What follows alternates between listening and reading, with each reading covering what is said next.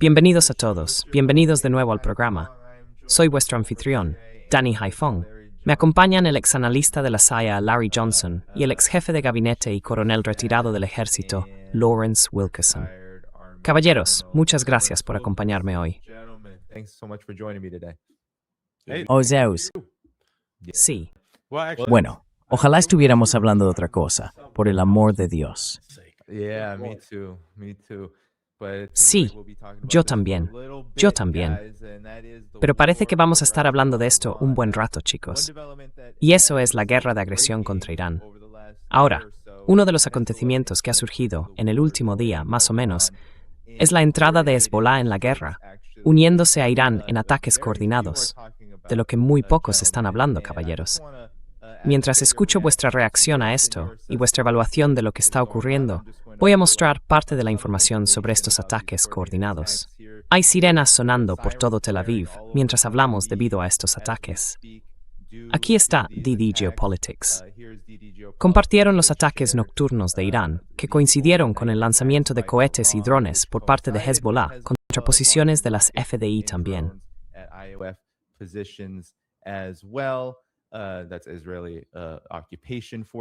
Esas son las fuerzas de ocupación israelíes. Solo quiero mostrar esto, porque la entrada de Hezbollah ha sido furiosa últimamente. El resumen de las operaciones desde la noche del 4 de marzo ha sido increíble. Creo que Hezbollah ha alcanzado 4 tanques israelíes. Han repelido ataques porque hay una invasión simultánea del Líbano, mientras ellos, junto con Estados Unidos, intentan bombardear Irán. Y ahora voy a poner esto, mientras obtengo tu reacción a todo ello. Larry, mientras hablas, mostraré los daños de estos ataques contra Israel, especialmente los ataques con misiles de Irán, porque están siendo fuertemente censurados.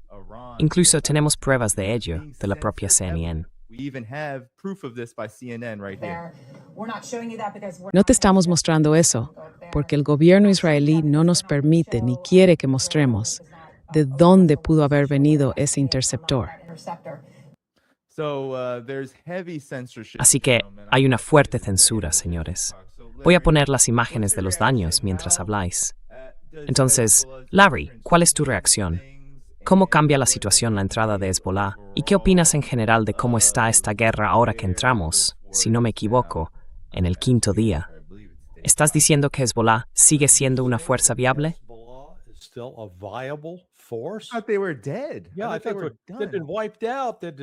Estaban muertos, han sido aniquilados, fueron asesinados con esa brillante explosión del teléfono móvil. Quiero decir, el tribunal los destruyó.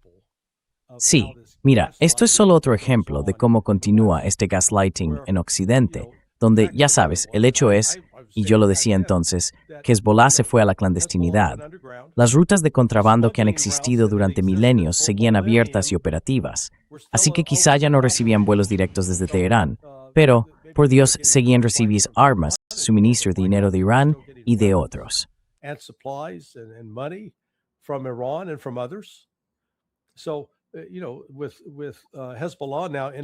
Así que ya sabes, con Hezbollah entrando ahora en la contienda, eso obliga a Israel a dividir sus fuerzas. Israel no tiene tropas ilimitadas, no tiene suministros ilimitados, y ya sabes, no aprenden. Así que han vuelto a entrar por tierra, con la intención de, según dicen, tomar el control del sur del Líbano, al sur del río Litani. Y Hezbollah ya les está tendiendo emboscadas, enfrentándolos sobre el terreno, y ahora Israel está sufriendo más bajas. Algunos informes que se están filtrando dicen que hay un número creciente de reservistas siendo llamados, y ellos están diciendo, ni de broma, no voy a la guerra. No, no pienso hacerlo.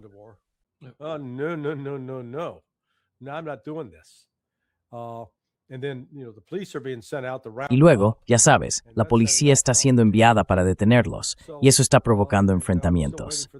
Así que todavía estoy esperando a que los hutíes empiecen a intervenir. Ya sabes, ellos también tienen que empezar a dar sus golpes. El hecho es que Israel, ninguno de sus sistemas de defensa aérea funciona. Ninguno. La cúpula de hierro está diseñada básicamente para cohetes y drones. No está deteniendo ni un solo misil balístico. Y el Patriot también. El suministro estadounidense de misiles PAC-3 probablemente se agotará a finales de la próxima semana o al comienzo de la siguiente. Quiero decir, está así de escaso, a menos que simplemente, ya sabes, lo dejen ahí como una pieza de museo para mirarla. Put it there like a museum piece to look at. And similarly with the THAADs, the Terminal High Altitude. Y de manera similar con los THAAD, ya sabes, el sistema de defensa de área a gran altitud terminal, fabrican unos 79 de esos al año, a un coste de entre 12 y 13 millones de dólares cada uno. ¿Y van a disparar 2 de esos para derribar un dron de $50,000? Sí, las cuentas ahí no salen del todo. Así que esto es, Occidente solo puede mantener esta mentira durante un tiempo limitado. Y aún así, como la hierba que encuentra la forma de crecer a través del hormigón, la información seguirá filtrándose. Publiqué uno.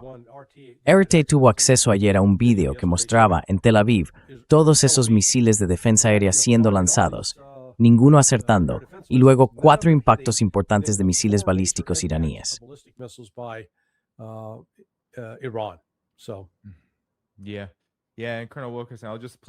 Sí, sí. Y Coronel Wilkerson, voy a poner esto solo para enfatizar el punto. Aquí verá exactamente a qué se refiere Larry. No veremos el impacto aquí, pero veremos cuántos interceptores está lanzando Israel al aire. Resulta que son como una docena a la vez. Se puede ver, es un poco pequeño, pero están al fondo disparando, normalmente contra un solo misil balístico. Pero Coronel Wilkerson, ¿qué opina? Acabo de mostrar todos los daños, de misión militar en Tel Aviv y daños a la propia Tel Aviv.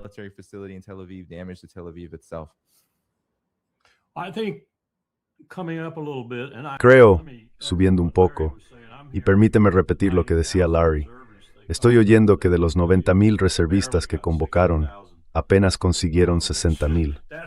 Es una carencia bastante importante. Y hay otras cuestiones tácticas similares también.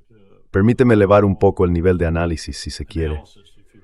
Creo que aquí estamos ante una comprensión claramente distinta, como diría Clausewitz, de la naturaleza de este conflicto. No estoy seguro de que haya una comprensión clara por parte de Trump, Pegg, Seth o Rubio, porque al escucharlos responder preguntas por sí solos, pero también al oírlos decir cosas que van a llegar a personas como Mark Warner, que ahora mismo los está criticando duramente desde su puesto en el Comité de Inteligencia.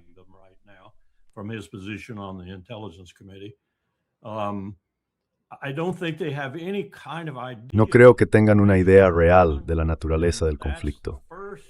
El primer principio de la guerra es comprender de forma visceral la naturaleza del conflicto en el que uno está implicado.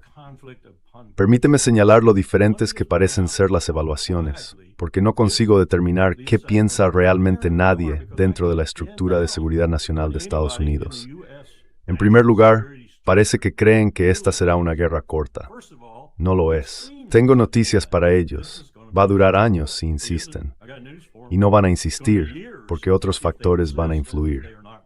En segundo lugar, parecen pensar que los iraníes son el tipo de gente que se rinde fácilmente. Y creen que armar a los kurdos es una idea realmente buena para mantener a Erdogan de su lado.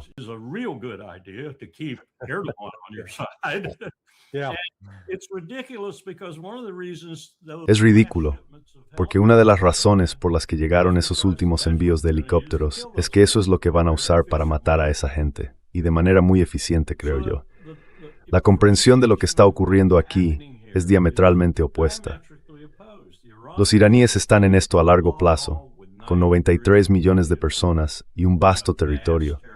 Nosotros estamos en ello por un impulso político a corto plazo, mucho dinero que ganar y un punto que Trump quiere mostrar a MAGA sobre su capacidad para hacer la guerra, además de ofrecerle a Miriam Adelson una prueba de que Israel está a salvo. Todo eso son tonterías absolutas. No me sorprendería.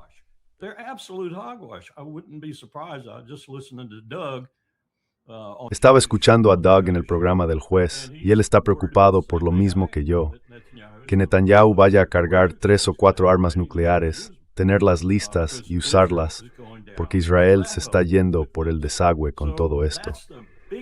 Esa es la mayor preocupación.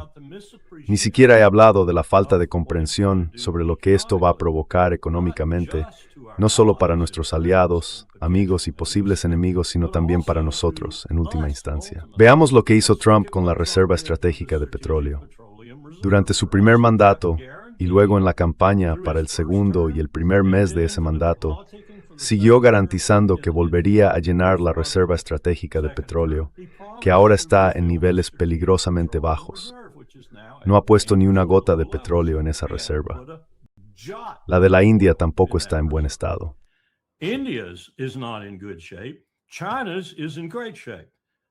China está en muy buena forma. Pero veamos a la India. Modi ha abandonado rápidamente su enfoque de te quiero Bibi porque matas musulmanes en las relaciones internacionales y ahora está mirando la realidad. Le va a costar a la India unos 15,000 millones de dólares al día si el estrecho se cierra de forma permanente o incluso semipermanente. Obtienen alrededor del 60% de sus productos, tanto crudos como refinados, de ese estrecho o a través de él. Y fíjate en la ruta, es muy corta. Así que la India tiene una situación muy económica en marcha. Ahora van a tener que diversificarse por completo. Y lo que me dicen las personas del sector petrolero es que probablemente le costará a la India 15,000 millones de dólares solo hacerlo.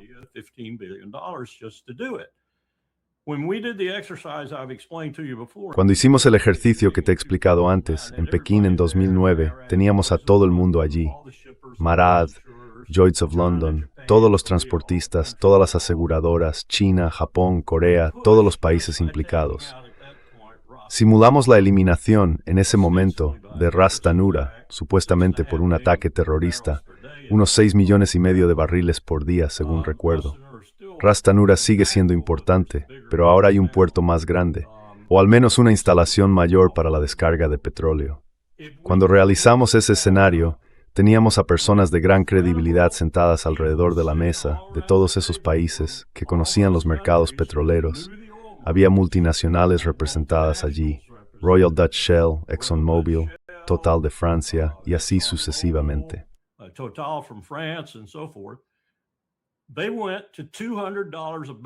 Subieron a $200 por barril para el West Texas Intermediate y el Brent Crude casi de inmediato.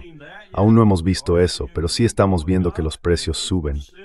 Y si esto persiste, y realmente Irán cierra el estrecho de forma semipermanente o lo que sea, entonces se puede esperar entre $150 y $200 por barril.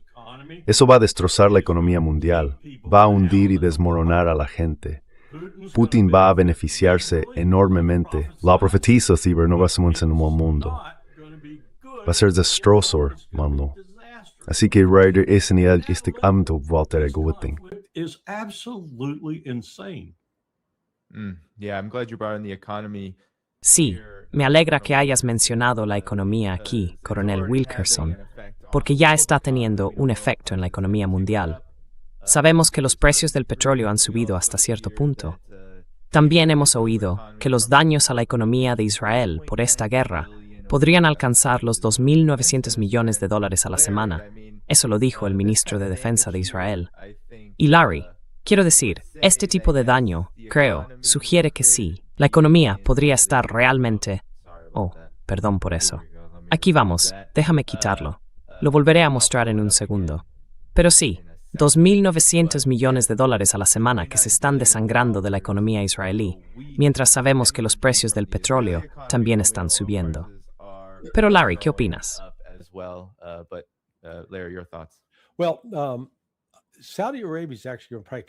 Bueno, Arabia Saudí en realidad va a salir de esto un poco mejor de lo que había previsto inicialmente, porque olvidé que los saudíes tienen un oleoducto que va desde su costa oriental, en el Golfo Pérsico, hasta el Mar Rojo. Así que, mientras los hutíes no empiecen a volar barcos saudíes, algo que nunca se puede descartar, el petróleo saudí seguirá llegando al mercado. Los que realmente están en apuros son Qatar, los Emiratos Árabes Unidos, Bahrein y Kuwait. No tienen esa salida. Dependen por completo.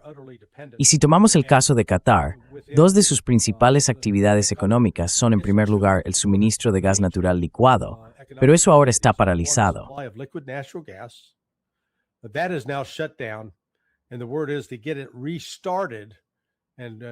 Y se dice que volver a ponerlo en marcha y retomar la actividad normal va a llevar al menos un mes. Y el mercado del gas natural licuado es tal que no es como, ya sabes, si fumas y necesitas un nuevo paquete de cigarrillos. Simplemente vas a la tienda y compras uno. No hay ninguna tienda a la que puedas ir a por más gas natural licuado. Ese material se contrata con antelación, de 6 meses a 1 año. Así que el gas natural que actualmente va en los barcos ya está comprometido. En particular en Europa van a sufrir, y lo harán pronto. Así que tienes eso. Y luego está la fundición de aluminio que tiene Qatar. Según se informa, va a tardar 1 año en volver a estar operativa. It's going to take that a year to get back online. So right away, Qatar's,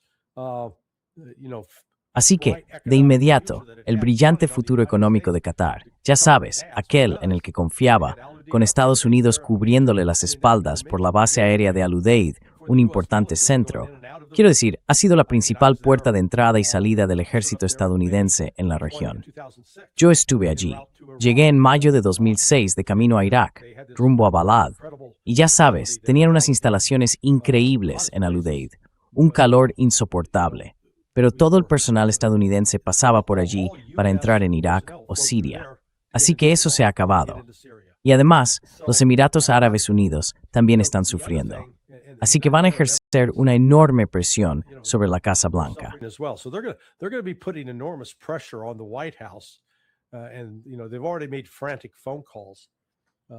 Y ya sabes, ya han hecho llamadas frenéticas a Putin. Ahora, los israelíes, para que veas lo despreciables que son, han estado llevando a cabo ataques de falsa bandera. Realizaron un ataque contra Aramco en Arabia Saudí. Irán ha sido bastante cuidadoso al limitar sus ataques a objetivos militares y de inteligencia de Estados Unidos en el Golfo Pérsico, y han sido bastante eficaces. Esto ha expulsado efectivamente a Estados Unidos del Golfo Pérsico. En Al-Udeid, que, como sabes, albergaba el Centro de Operaciones Aéreas Combinadas, el CAOC, que coordinaba todas las operaciones aéreas y militares en la región. Ya no puede hacerlo, porque el sistema de radar, valorado en miles de millones de dólares, fue destruido por Irán, aparentemente utilizando un dron.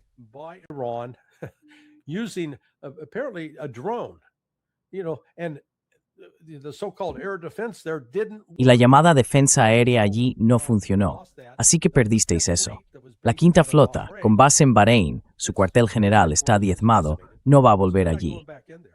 Ya sabes, pensando en el futuro, cuando toda esta lucha termine, porque terminará, puede que Estados Unidos diga, vale, estamos listos para volver al trabajo.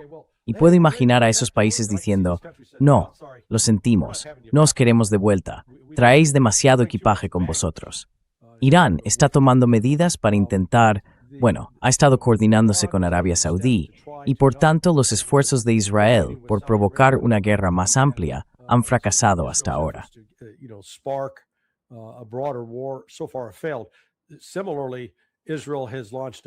Del mismo modo, Israel ha lanzado ataques en Azerbaiyán y en Turquía que intentaron atribuir a Irán. E Irán respondió rápidamente a ambos diciendo, oye, no, eso no somos nosotros. Luego, en Chipre, de nuevo, ese ataque en Chipre se presentó inicialmente como, esto fue Irán atacando a Chipre.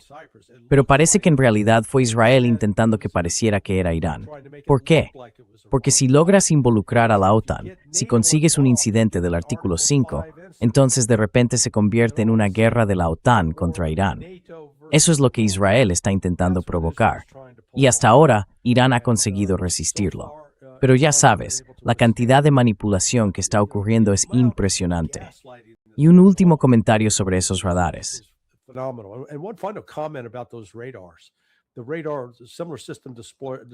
El radar es un sistema similar al que fue destruido en Bahrein. Cuando hablamos de defensa aérea en múltiples capas, la base de todo son esos radares, porque pueden detectar de inmediato desde dónde se lanza un ataque y hacia dónde se dirige. No había comprendido este punto hasta ahora. Pensemos en la guerra de 12 días. Durante toda esa guerra, esos radares funcionaban y daban a Israel conocimiento previo de desde dónde venían los misiles, para que pudieran prepararse y defenderse. Ahora no pueden hacerlo. Eso se ha perdido. No hay un reemplazo inmediato, y algunos informes indican que Irán ha destruido hasta 5 de esos sistemas de radar repartidos por toda la región.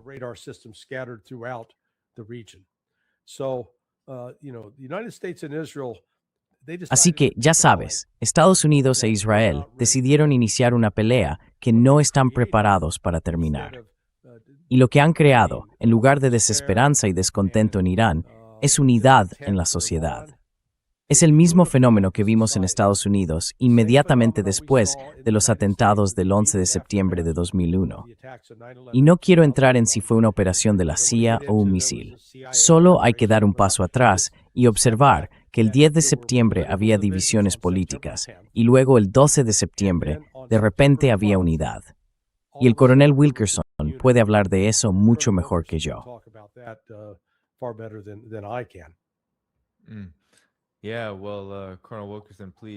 Sí, bueno, coronel Wilkerson, por favor intervenga.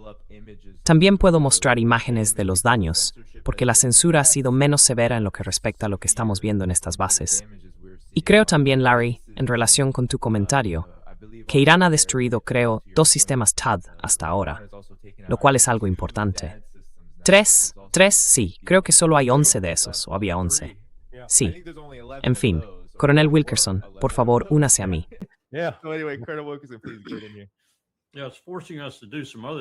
Sí, nos está obligando a hacer otras cosas que no son buenas para nosotros ni para nuestras alianzas. Cuando vas a la península de Corea y observas algunas de las cosas que hay allí, están expresamente allí, supuestamente según los coreanos y según la Directiva Estratégica número 1, para defender Corea.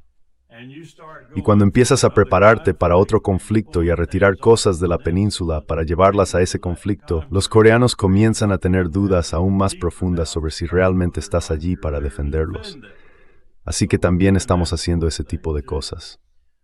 Y en cuanto a ese oleoducto, estoy deseando ver, todavía no está bombeando a plena capacidad.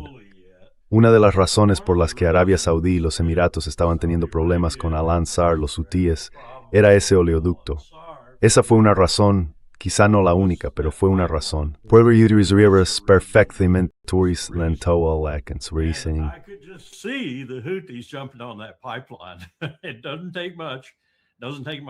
No hace falta mucho, no hace falta casi nada. Uno de los problemas con los oleoductos, como los que se están construyendo por todo el mundo ahora, es que necesitan paz. Porque si no hay paz, incluso los guerrilleros pueden entrar y sabotear los oleoductos. Y si saben lo que hacen, pueden dañarlos tanto que no se pueda acceder a ellos ni utilizarlos durante meses, sino años. Lo descubrimos en Siria cuando Paul Wolfowitz, desde su puesto como subsecretario de Defensa, ordenó al general Franks bombardear una determinada cabeza en Siria para impedir que ese oleoducto hiciera lo que los sirios planeaban hacer con él. Y luego intervinimos y lo desviamos para bombear petróleo a Israel, por supuesto. Y hay mucho más detrás de esa historia.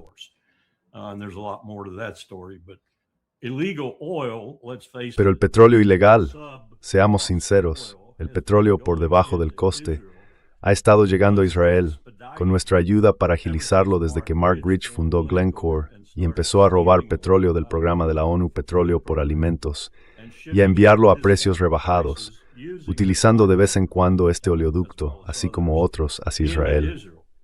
Por eso Bibi Netanyahu, como ministro de Finanzas, se volvió tan políticamente viable, por el trabajo que hizo como ministro de Finanzas. Bueno, lo hacía con petróleo ilícito. Y, por supuesto, Mark Rich fue descubierto y encarcelado. Pero Bill Clinton, al salir del despacho oval, ¿adivináis qué hizo? Lo indultó. Así que esto lleva ocurriendo mucho tiempo con el petróleo, y va a ser realmente interesante ver qué hacen Rusia y China, ahora junto con Irán, para ayudar a los hutíes a volverse aún más poderosos de lo que ya eran.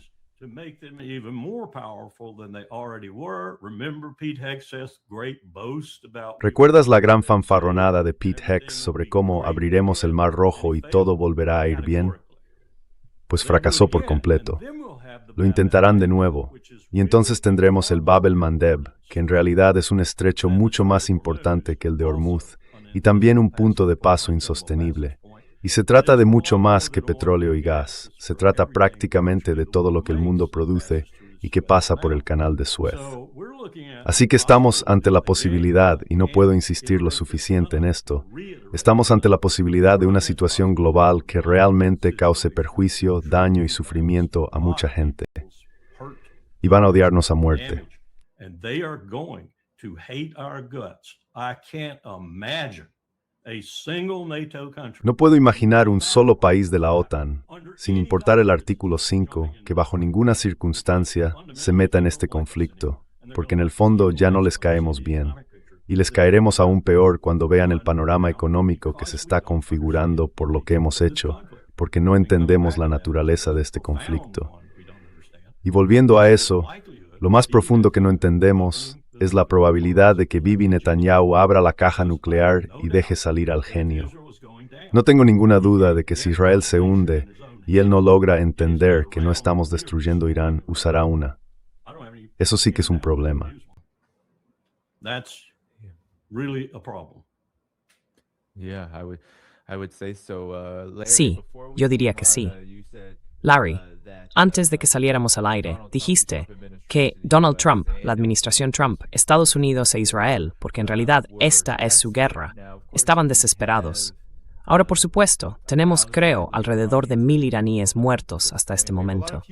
Y tenemos mucha arrogancia por parte de gente como el secretario de Guerra, secretario de Defensa, Pete Hegseth. Voy a poner un fragmento de lo que dijo en su informe, solo para torturarte. Voy a presentar una denuncia por violación de derechos humanos contra ti. Castigo cruel e inusual. Lo estoy infringiendo. Pero aquí está. ¿Ves mis símbolos cristianos? Sí. Sí. Y ahí va, hablando con mucha grandilocuencia, y definitivamente quiero conocer la opinión de ambos al respecto. Aquí vamos. and I definitely want both of your thoughts about it. Here we go. A few days, in under a week. En unos pocos días, menos de una semana, las dos fuerzas aéreas más poderosas del mundo tendrán el control total de los cielos iraníes. Un espacio aéreo sin oposición. Espero que todos los que estén viendo comprendan lo que eso significa. Significa que volaremos día y noche, localizando, fijando y destruyendo los misiles y la base industrial de defensa del ejército iraní, localizando y neutralizando a sus líderes militares, volando sobre Teherán, sobre Irán, sobre su capital, sobre la Guardia Revolucionaria iraní, los dirigentes iraníes mirando hacia arriba y viendo únicamente el poder aéreo estadounidense e israelí cada minuto de cada día, hasta que decidamos que se ha terminado. Irán no podrá hacer nada al respecto.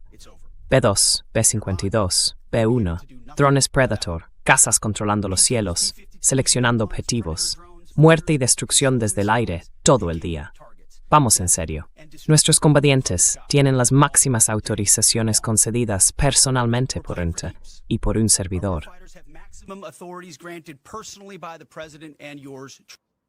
So there it is, Larry. Así que ahí lo tienes, Larry.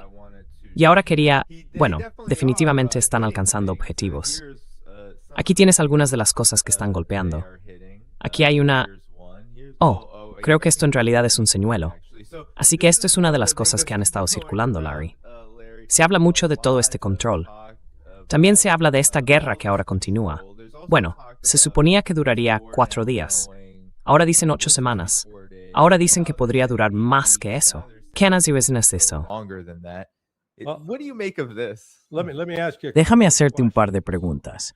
Teníamos control total del espacio aéreo sobre Yemen el pasado marzo durante la operación Jinete Rudo. Operation Rough Rider. Absolutamente. I mean, Sí, Simnaps. Luis, ¿cómo resultó eso? Work out. Se rindieron por completo, al menos en la fantasía de la mente de Donald Trump. Trump's mind. Did we Awesome have? RPAs too. Did we have? ¿Teníamos supremacía aérea total y control sobre Irak en mayo de 2003? As of May Sí. 2003? ¿Y cómo resultó eso? ¿Y Afganistán? How about Afghanistan? Durante 20 años lo controlamos. ¿Cómo resultó eso? Por decirlo amablemente, Pete Hegseth es un idiota y un ignorante sin comprensión alguna de la historia. Si tuviera siquiera el nivel de inteligencia de un cretino, entendería que no hay ningún ejemplo en la historia moderna en el que el poder aéreo haya provocado un cambio de régimen. Cero. Lo intentamos en Serbia en 1918 fue un war. Lo intentamos en Irak y aún poner tropas sobre el terreno. We tried it in Iraq. Had to put troops in on the ground, and even after we got the troops on the ground, instead of Y incluso después de haber desplegado las tropas sobre el terreno, en lugar de una misión cumplida, el 1 de mayo de 2003, tuvimos básicamente otros 10 años de insurgencia que no pudimos sofocar hasta que empezamos a pagar a los jeques. En realidad, no tuvimos un control total en Vietnam, pero durante la operación Rolling Thunder, muchos pilotos fueron capturados y enviados a campos de prisioneros de guerra. Ese fue uno de los grandes logros. Pero aparte de Vietnam, Estados Unidos no ha combatido contra un país con el poder militar y el tamaño que tiene Irán. Y simplemente señalaría que han perdido 4 F-15 Eagle derribados en los últimos 3 días. Y no fue fuego amigo la primera vez. ¿Estás seguro de que no fue Kuwait quien les disparó? Vale, de acuerdo. Entonces, ¿3 veces seguidas? ¿Estás seguro? Primero nos dicen, los derribaron misiles Patriot. No. Los derribó un piloto kuwaití. Un F-16, creo que dijeron, ¿no? El F-16 derribó al F-15. Sí, aclarad bien vuestra historia, chicos. Sabéis que esos cazas tienen IFF, identificación amigo o enemigo, y está conectado a los sistemas de defensa aérea. Ahora, podría creerme un error, pero no 3. Y luego admitieron inicialmente ayer que otro fue derribado dentro de Irán. Los 2 pilotos fueron rescatados por el equipo de búsqueda y rescate en combate, el César estadounidense. Y hoy, CENTCOM lo retiró. Lo borraron. No pasó nada. No hay nada que ver aquí. Sigan circulando. Así que sí, Hegseth necesita sacarse la cabeza del culo.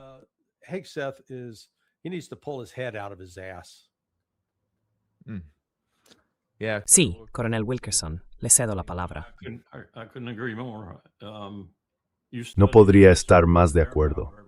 Si estudias la historia del poder aéreo desde que Douhet y otros afirmaron que era la solución definitiva, verás que nunca lo ha sido, aunque no se puede convencer a los aviadores de ello. Incluso si miras la Segunda Guerra Mundial, donde ahora sabemos, gracias a documentos y conversaciones confidenciales que se han revelado, que la verdadera razón de nuestros bombardeos de precisión diurnos no era destruir la industria alemana. De hecho, los informes, los BDE y todo lo demás, mostraban que la producción alemana en realidad aumentó durante esos años de incesantes bombardeos de precisión diurnos. En realidad, se trataba de hacer que la Luftwaffe saliera a enfrentarse a esos B-17. Mi padre, si lo supiera hoy, estaría bastante furioso por ello, porque él estaba en esos B-17.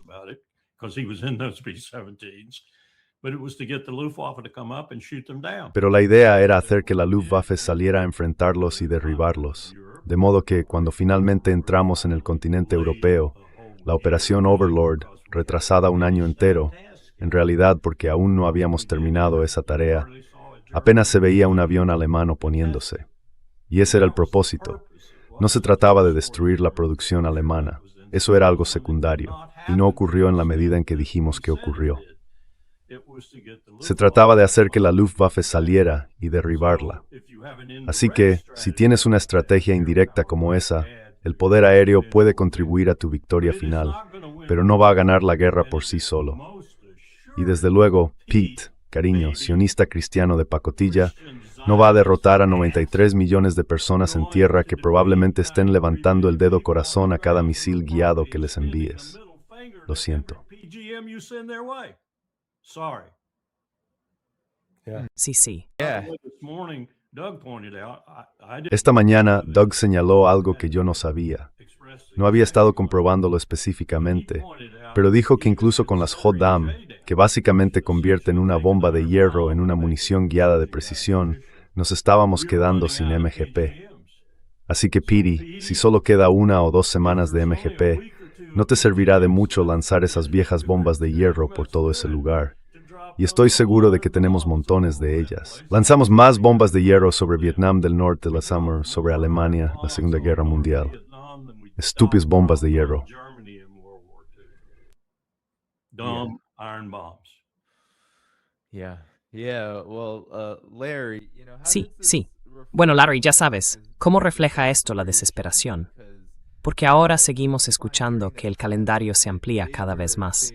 Y como dijiste, se enfrentan a un adversario que, a diferencia de Afganistán e Irak, quiero decir, Yemen tenía cierta capacidad de respuesta, pero a diferencia de Afganistán e Irak en 2001 y 2003, Irán ya ha demostrado que no solo está contraatacando directamente a Estados Unidos.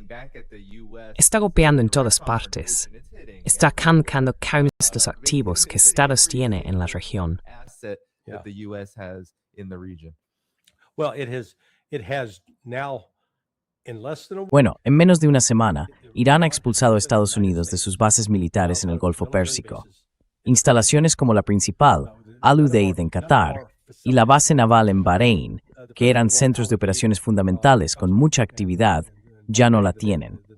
Esa actividad no está ocurriendo ahora. Tuvimos que abandonar esas instalaciones. Así que, con eso, Irán ha limitado de manera efectiva la capacidad de Estados Unidos para proyectar fuerza a través de esos puntos. Por otro lado, Danny Haiphong mostró ayer un mapa de todos los ataques que habían tenido lugar en Irán.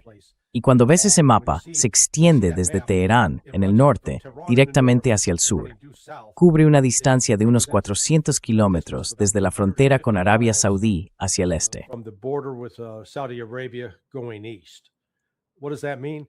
That means all of these missiles. ¿Qué significa eso? Significa que todos esos misiles, todas esas explosiones que estamos viendo en Teherán en particular y en todo el país, están siendo lanzados desde fuera del territorio de Irán. ¿Por qué? Porque Irán todavía tiene un sistema de defensa aérea que una vez que los aviones estadounidenses entran allí, parece ser bastante eficaz para derribarlos. No es tan bueno contra los misiles. Y según se informa, los chinos tienen técnicos en Irán que básicamente están probando qué funciona y qué no. Así que se están aprendiendo lecciones cada día. Y ya sabes, Estados Unidos está mostrando sus cartas. Pero quiero volver un segundo atrás. Y ya sabes, el coronel Wilkerson apreciará esto. Colonel Wilkerson will appreciate this. Can you imagine the fist fight that's going to take place? ¿Te imaginas la pelea a puñetazos que va a tener lugar en el Pentágono entre el comandante del CENTCOM y el comandante del INDOPACOM? Porque ahora mismo hay un total de 14, si no recuerdo mal, 14 batallones de misiles Patriot. Cada batallón tiene entre 4 y 6 baterías.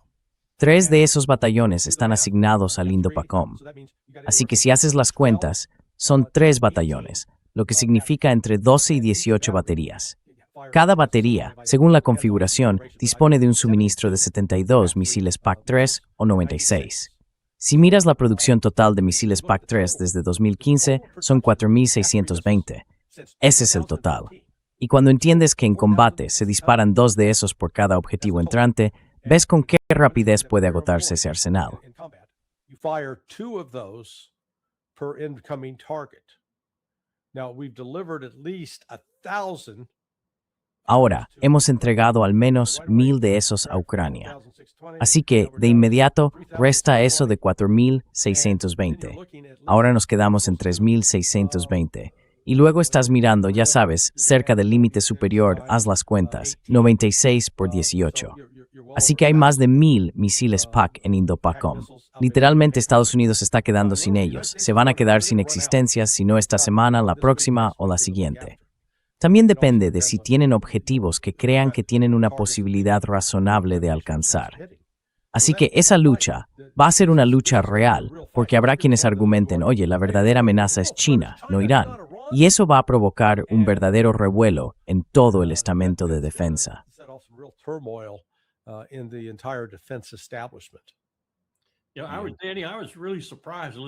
Sí, Danny, me sorprendió mucho escuchar a Mark Warner esta mañana. No sé cuándo lo dijo, porque el video no tiene marca de fecha, pero creo que fue en las últimas 48 horas. Dijo de forma muy enfática que no existe ninguna amenaza para los Estados Unidos de América por parte de Irán, que no hay ninguna amenaza. Ahora bien, sí hay una amenaza para Israel, pero dime por qué vamos a ir a la guerra por una amenaza a otro país. No pensé que llegaría a oír a un senador en ejercicio, ni siquiera a un demócrata con el estatus y la posición de Mark Warner en el Senado, decir algo así. Así que estamos despertando rápidamente a algunas personas adormecidas en el tercer poder del gobierno estadounidense con esta guerra. Sí.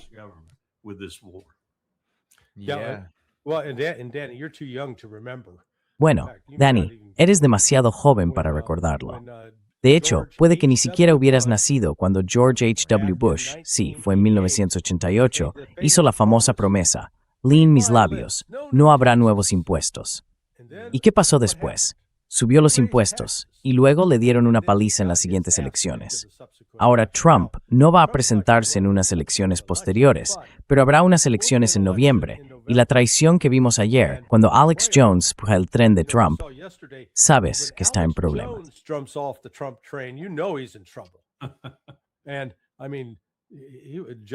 Quiero decir, Jones estaba casi llorando, pero estaba indignado por el hecho de que Trump prometió: no voy a empezar ninguna guerra nueva, no voy a involucrarnos en guerras interminables en Oriente Medio. Y eso es exactamente lo que ha hecho.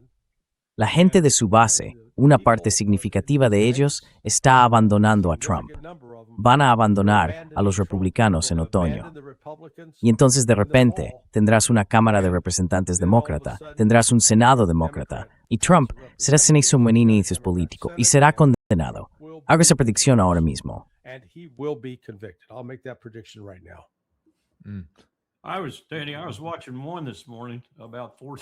Estaba viendo uno esta mañana, sobre las 4:30 de la mañana, y pusieron todos los clips que tenían archivados. Eran 14 episodios diferentes, los conté, de Trump diciendo que Biden era un tonto, que los presidentes que fueron a Oriente Medio eran tontos, que él nunca iría a Oriente Medio. Lo dijo una y otra vez. Vale, MAGA, eso es lo que elegisteis. Okay, MAGA, that's what you elected. Sí, bueno, ya sabes, por supuesto que el listón sigue moviéndose. Así que aquí, Israel está diciendo, y creo que tienen razón en esto, que por mucha asbará que difundan, el gobierno de Irán está lejos de colapsar. Eso viene directamente de Haaretz. No hay indicios de que Irán esté ni remotamente cerca de derrumbarse. Creo que es justo lo contrario. Así que aquí se está demostrando un nivel de ineficacia e incompetencia. Quiero preguntarte, Larry, a los dos, ¿por qué Estados Unidos? Pondré algo de esto mientras hablas. ¿Por qué Estados Unidos publica todos estos ataques contra señuelos? Porque me parece algo bastante significativo. Hay gente que demuestra, con bastante acierto, que las imágenes y videos del ejército iraní siendo aplastado son literalmente falsificaciones pintadas con pintura térmica. Mostraré algunos de ellos, pero Larry, para ti, ¿por qué lo hacen? Larry, why are they doing that? Again, they think that they're legitimate. Otra vez, creen que son legítimos. No entienden la historia. Si conocieran la historia, volverían a la guerra aérea en Serbia en 1999.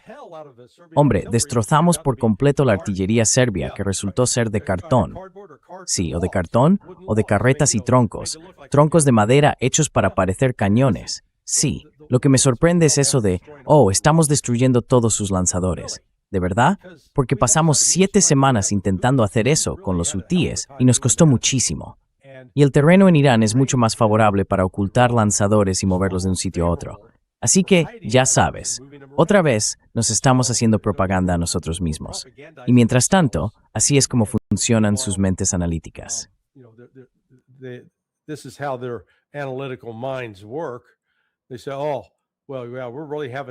Dicen, bueno, sí, realmente estamos teniendo un efecto porque Irán no está lanzando tantos misiles. Ahora lanzan un 30% menos que el otro día. Sí, ¿por qué será eso? Bueno, porque los hemos degradado y destruido. Bueno, esa es una posibilidad. Consideremos esto. Su oleada inicial de misiles y drones estaba diseñada para saturar nuestro sistema de defensa aérea, para obligarnos a agotarlo, lo cual, de hecho, han conseguido hasta ahora. Y una vez agotado, no necesitan lanzar tantos misiles para atravesarlo. Ahora pueden tomárselo con más calma y seguir destrozándonos poco a poco, que es justo lo que están haciendo.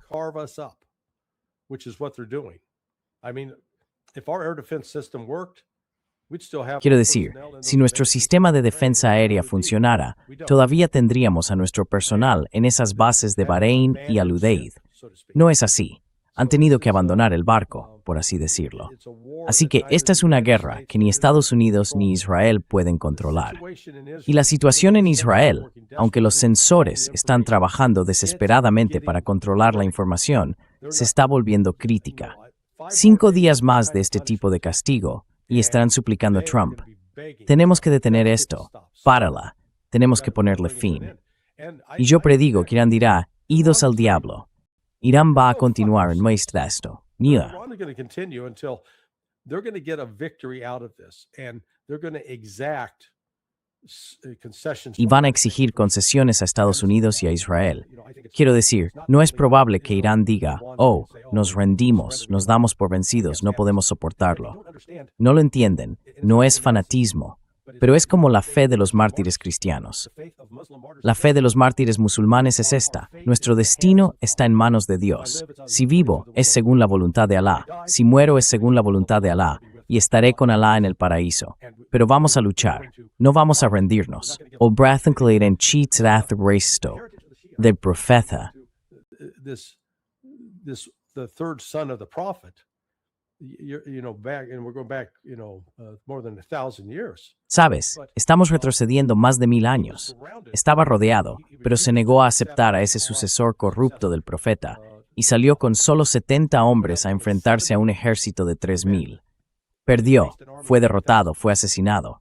Pero la cuestión es que no le importaban las probabilidades. Iba a luchar, y se llevó consigo a tantos como pudo. No tenemos ese nivel de compromiso en Occidente, ni tampoco Israel, porque los sionistas no se mueven por una fe religiosa profunda. Llaves de streng.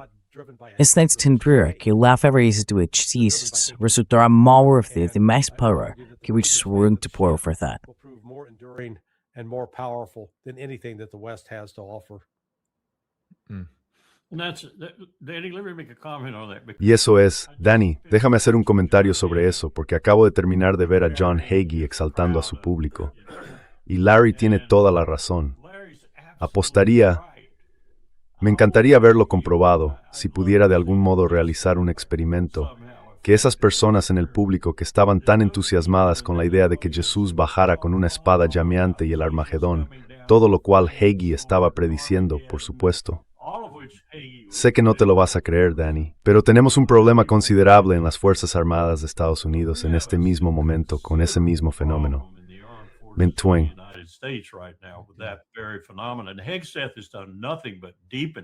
Hexet no ha hecho más que profundizarlo y hacerlo más intenso, pero me encantaría verlos en un campo de batalla. Por supuesto, no van a ir a un campo de batalla por las mismas razones que Larry acaba de comentar. Son un montón de cobardes, y no tienen una fe religiosa profunda más allá de quiero ser elevado al reino con Jesús y quiero vivir para siempre. Eso es todo lo que su fe les dice. Estoy seguro de que algunos de ellos tienen algo de valor, pero, en el fondo, pon a Hagee en una batalla. Cuenturía Hagee, tal un minuto. Pero Larry tiene razón. El otro bando no es así. Well, and let's remember, Bueno, y recordemos que entre los musulmanes, Jesús es al menos venerado como profeta. Los judíos, Jesús no es nada. De hecho, si eres judío, étnicamente, genéticamente, y te conviertes al cristianismo, no se te permite regresar a Israel como ciudadano porque son anticristianos. Los musulmanes veneran a María, la madre de Jesús, como una de las mujeres más santas. Está en el primero o segundo lugar de su lista. Los sionistas se refieren a ella como una prostituta. Y, sin embargo, está muy etcétera. Es ridículo. and yet we're siding with those people. It's ridiculous. Esta es la relación más extraña, que Huckabee como nuestro embajador en Jerusalén se muestre tan destacado en su defensa, y otros como él, es algo que nunca había visto sucederle a la iglesia cristiana. Es extraño. Realmente lo es. He estudiado los otros 3 o 4, según el historiador que se consulte, grandes despertares desde Salem en adelante, y esto es extraño. Este es un gran despertar extraño. Uno de ellos produjo la ley seca, por supuesto, una de las peores cosas que le han ocurrido a este país, el origen del crimen organizado, por así decirlo. Así que han sido peligrosos para nosotros. Pero este es completamente extraño, que haya infiltrado nuestras Fuerzas Armadas hasta el punto en que lo ha hecho. Y no me refiero solo a las filas, me refiero también a los oficiales de alto rango.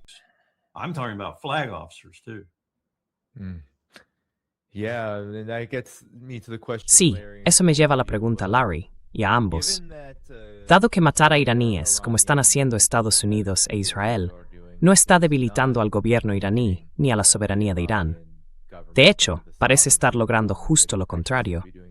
Dado que Estados Unidos está mostrando señuelos y contando fantasías sobre que el ejército iraní está degradado hasta el punto de no retorno, dadas estas realidades, y el hecho de que la administración Trump supuestamente ha seguido enviando tropas estadounidenses en grandes cantidades a Irán, vamos a ver eso. ¿Y cuál sería exactamente el resultado de lo que creo que sería una de las mayores crisis que Estados Unidos, como supuesto imperio, ha enfrentado quizá en toda su historia, si ese fuera el caso? History, if that is going to be the case. We don't even have the manpower. Ni siquiera tenemos el personal, en primer lugar, para intentarlo. En segundo lugar, recuerda que tanto en 2003 como retrocediendo a la Primera Guerra del Golfo en 1990, necesitábamos un mínimo de unos 8 meses para desplegar fuerzas en la zona y prepararnos para, entre comillas, una operación terrestre. Porque no se trata solo de infantería, también tienes blindados que hay que transportar. Y eso no se hace en una semana. Ya sabes, esto no es como un despliegue de respuesta a una crisis que realiza la comunidad de operaciones especiales. Trabajé en esas operaciones durante 23 años, o en ejercicios en los que se supone que deben estar listos para salir en 24 o 48 horas.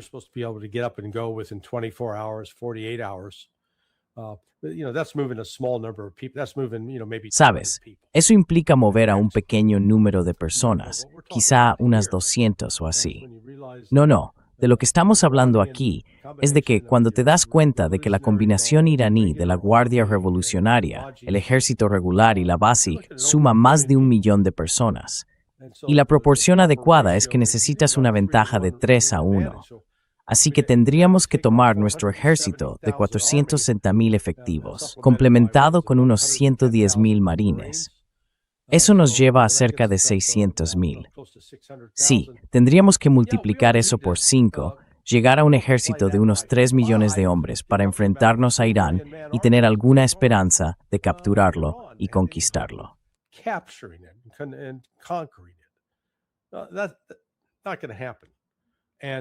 Eso no va a suceder. Y de nuevo, ¿dónde vamos a desplegar esas fuerzas? Al menos en Arabia Saudí teníamos esa larga frontera allí arriba donde podíamos desplegarnos. El ISR en aquel entonces no era tan sofisticado como lo es hoy. Así que cuando empiezas a desplegar ese tipo de fuerzas, como hemos visto en Ucrania, las destrozan por completo. Así que quiero decir, esta tontería de las botas sobre el terreno ni siquiera tiene en cuenta la realidad de lo que se necesita para mantener la cadena logística, solo para mantener a las tropas abastecidas con munición, comida y agua.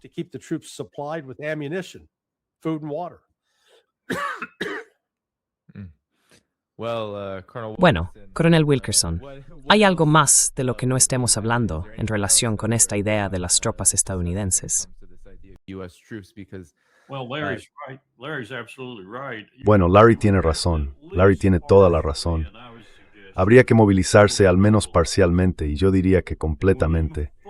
Y cuando movilices por completo la reserva del ejército, verás que tiene entre un 33% y un 40% de déficit. Le faltan recursos en áreas como hospitales, personal de enfermería y otros elementos esenciales que una guerra de este tipo requeriría. Moviliza la reserva naval y verás que tiene un déficit sólido del 40%, básicamente en las mismas categorías. La reserva del Cuerpo de Marines está en una situación un poco mejor, pero no cuenta con muchos soldados. Y la reserva de la Fuerza Aérea también está algo mejor, pero en realidad no estás reforzando nada más que técnicos, en realidad. Así que Larry tiene toda la razón. Primero necesitas un lugar donde aterrizar, y debe ser benigno, como lo fue para nosotros en la Primera Guerra del Golfo.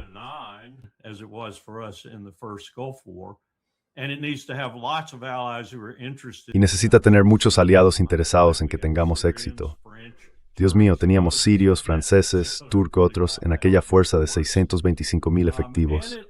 Y también necesita tiempo, como sugirió Larry. Yo diría que hoy incluso más tiempo, dada la sofisticación del equipo que intentaríamos llevar con nosotros, si es que nos queda algo.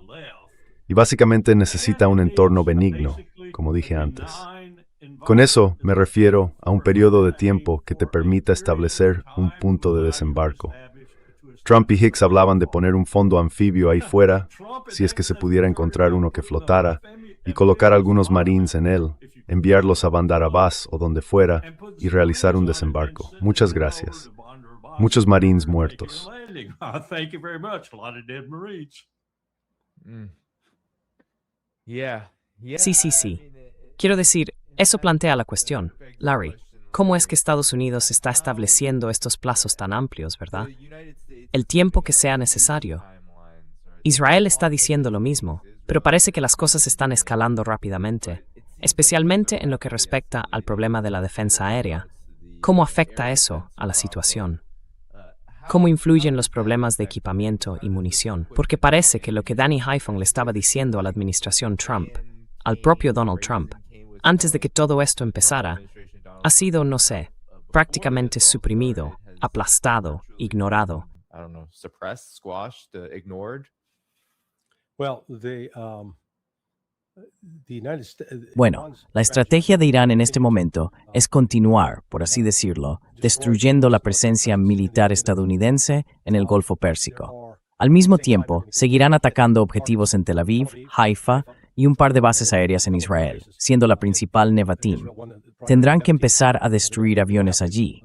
Seguirán sufriendo bajas, pero estarán llevando a cabo ataques más dañinos, especialmente contra Israel.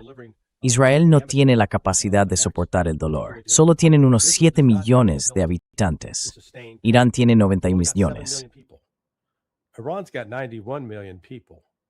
Apart from Jerusalem, the bulk of the Aparte de Jerusalén, la mayor parte de la población vive en Haifa y Tel Aviv. Tienen alrededor de 4 millones de personas, unos 4,2 millones de un total de 7 millones. Así que eso es más de la mitad de la población. Es ahí donde Irán está concentrando sus ataques en este momento.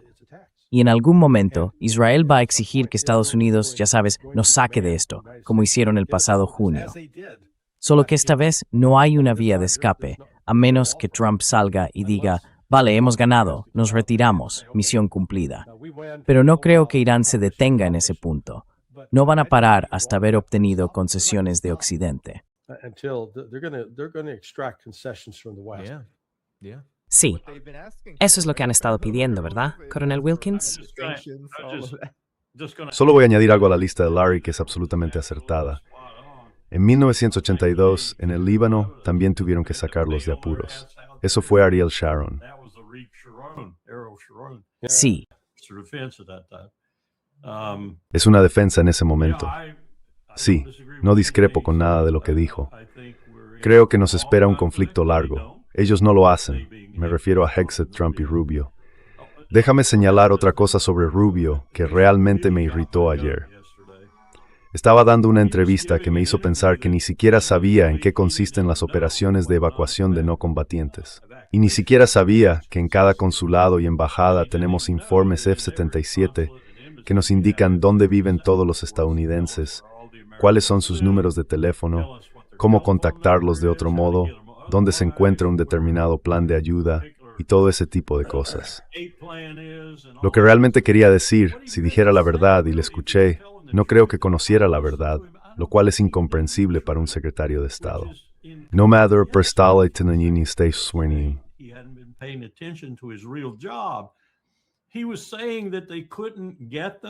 Decía que no podían llevarlos a los lugares y que no sabían lo que estaba ocurriendo. O bien sucedió una de dos cosas. Una, estaban tan centrados en la sorpresa táctica que no avisaron a ninguno de los embajadores de la región para que empezaran a preparar la evacuación de su personal. O dos, ya no tienen esa red. Y dado que como jefe de gabinete, recorrí muchos de esos lugares para comprobar si cosas como estas se estaban gestionando correctamente, y descubrí que no era así, sospecho que hay algo de eso en el plano operativo. Porque si tienes un secretario de Estado que no insiste en ello, todo cae en la dejadez. No hacen nada, así que no esperan la crisis. Y entonces no tienen ningún papeleo y no saben quién está dónde ni cuándo.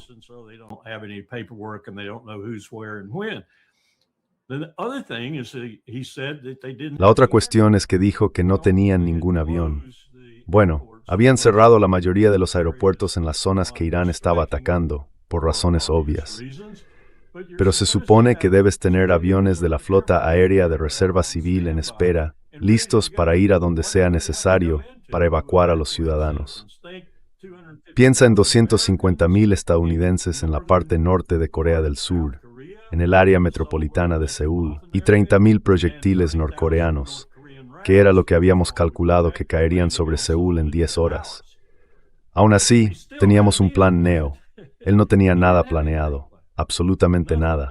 Así que tenemos a un montón de personas varadas allí al parecer, y solo Dios sabe qué les va a pasar si Irán sigue golpeando esas instalaciones que nos pertenecen.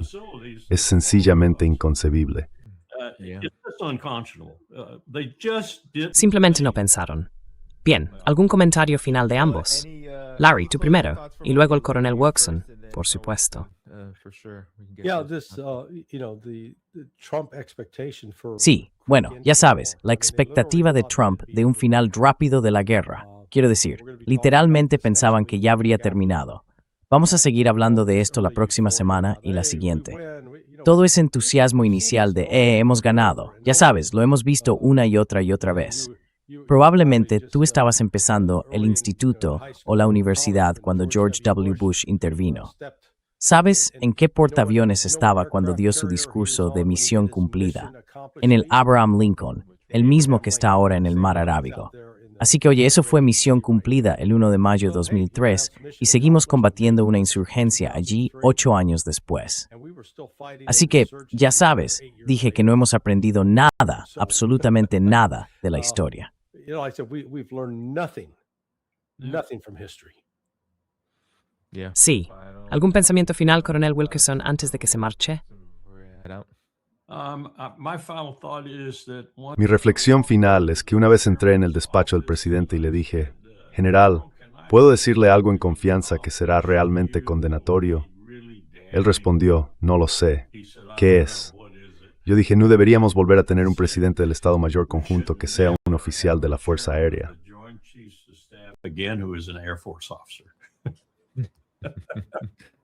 No, that's true.